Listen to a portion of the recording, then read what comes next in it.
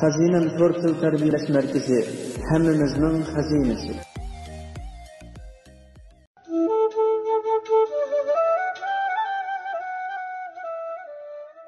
Bir kishi kasal alvostisidan so'rabdi. Ey kasal, sen nemancha qo'rqinchliq? Podshohnimi qo'rqitib qiynaysan? Olimnimi qo'rqitib azoblaysan? Dehqonnimi qiynaysan? Sen hech kimdan qo'rqmamsan? Kasal alvostisi bundoq debdi. Men hech kimdan qo'rqmayman. Biroq men qo'rqitolmaydigan bir turkum kishilar bor.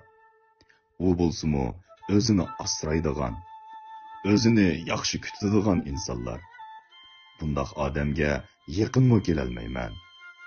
Lekin bundoq odamlar nihoyat oz. Hozirgi kishilar o'zini asrash tugul qimmatli a'zolariga ko'tarolmaydigan yuklarni ortib, ularning besimini oshirib etmoqda. O'zini asramay, mening oldimga o'zi kelyotidi, debdi. Gerçi bu bir hikoya bo'lsa-mu, tarbiyaviy ahamiyati mo'l bo'lgan eskartish.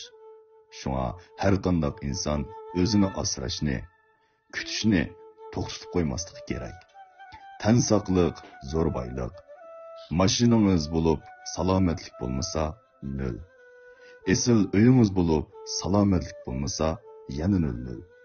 Yaxshi ko'radigan odamingiz bo'lib salomatligingiz bo'lmasa, bumu nol.